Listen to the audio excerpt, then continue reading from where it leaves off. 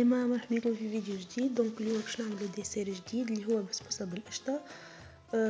دونك باش نبداو مع بعضنا، باش نعطيكم بدائل متاع شوية مكونات كي ما عندكمش تنجمو تعوضوها بحاجات اخرى.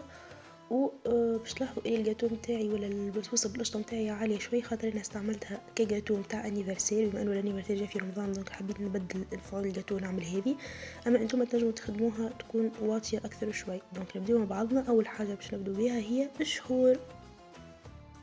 دونك المكونات الشهور باش نحتاجو كيس وربع سكر، عليهم كيس ماء، وعليهم نص ليمونة. اذا ما عندناش ليم او قارص نجم نعوضوه بالملح الليمون، غرفة صغيرة ملح الليمون.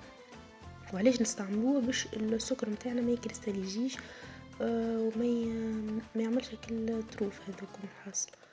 وباهي هنا نحطوا الماء السكر والليم متاعنا على نار متوسطة الهادية وحسب الغاز متاعنا. اذا الغاز متاعنا قوي نحطوها في اضعف نار، كي الغاز متاعنا متوسط نحطوا النار متوسطه. ونحطوها نحطوا كل شيء على بعضه في البارد، نخدموا عليه النار ضعيفه ونخليوه للي السكر يذوب. اول ما السكر يذوب، اول ما السكر يبدا يغلي نحسبوا له 10 دقائق ونطفيو عليه. دونك نتعداو الريسيت نتاع البسبوسه. دونك كيف ما شفتوا المكونات، وكيف العاده المكونات تلقوهم مكتوبين اللوطه في صندوق الوصف مع الملاحظات اللي نعطيهم الكل، تلقوهم مكتوبين اللوطه في صندوق الوصف. المكونات لهنا نجم نعوضوا الزبده بشطار زبده وشطار زيت، ونجم نعملوها كلها زيت، ونجم نعملوها كلها زبده، ونجم نعملوا سمن زايده في عوض الزبده والزيت. دونك حسب ما احنا نحبوا وحسب ما عندنا متوفر في الدار بيان سور. جوست اذا استعملنا زيت نحاول نستعملوا زيت نباتي، مش زيت زيتونه، خاطر زيت الزيتونه مطعم قوي. المكونات اللي حطيتهم في التصويره ناقصين باكو خميره متاع خبز، متاع حلويات، سامحوني، باكو خميره متاع حلويات. بيان سور باش تلقوا المكون هذا باش نزيدوا انا توا في الريسيت وباش نكتبه لكم، وباش تلقوه مكتوب زاد في المكونات اما من غير الباكو، معناها جوست مكتوبه كمكون اما الباكو مش موجود، اما راني باش نحطهم بعد.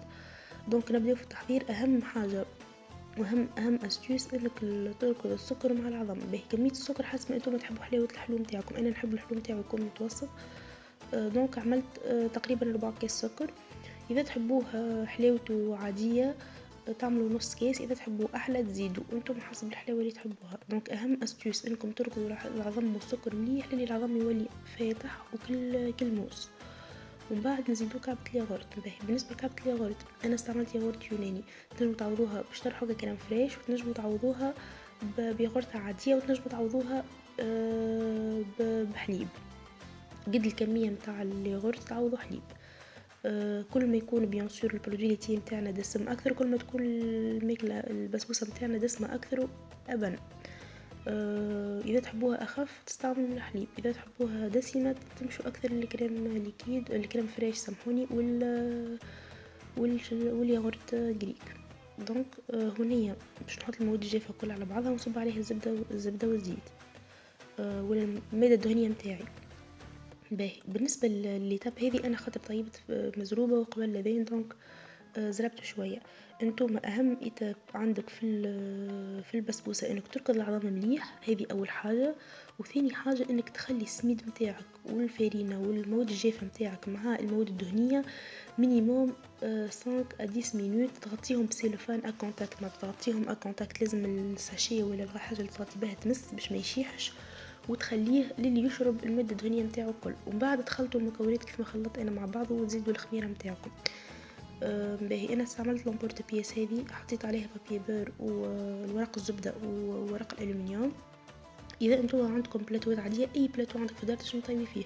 البلاتوات البيركس هاكم البلاتوات العاديه نتاع الجاتو نتاع الكيك اللي تبدا شو اسمها تيفال، اي حاجه، اي بلاتو عندكم، اي فورمه عندكم انتم تحبوا تعملوا فيها اعملوها. انا كيف قلت لكم باش نعملوا جاتو عيد ميلاد، دونك لازم يتنحى من البلاتو، دونك استعملت لامبورت بياس هذه.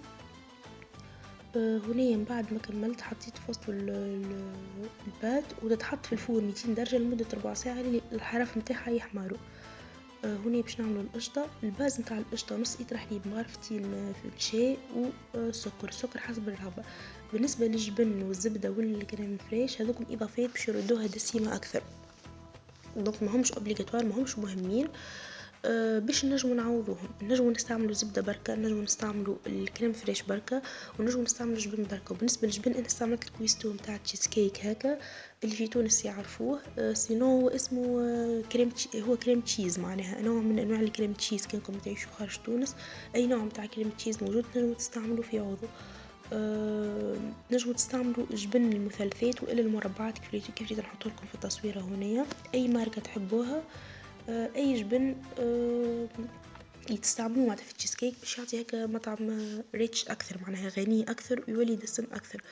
ما نجموش نستعملوا الكريم اللي كيت في الكريم فريش. اذا باش تحطوا كريم فريش تحطوا كريم فريش، الكريم اللي كيت تبدل لكم التكستور نتاع الكريم نتاعكم.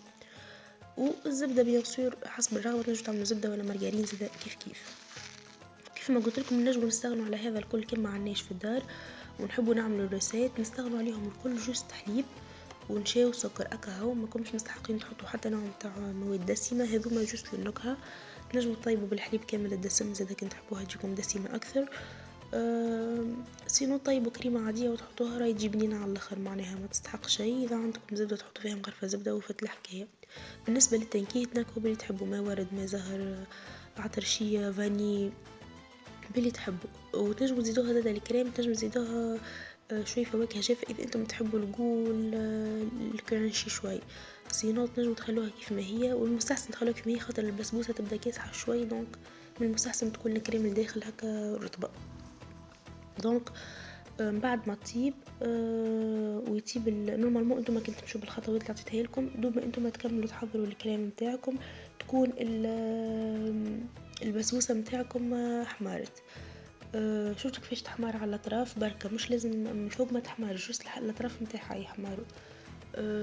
نخرجوها ونصبوا عليها الكريم ونخليو الكريمه تبرد اللي تعمل الطبقه العادله، ومن بعد نزيدو بقيه الخلوط.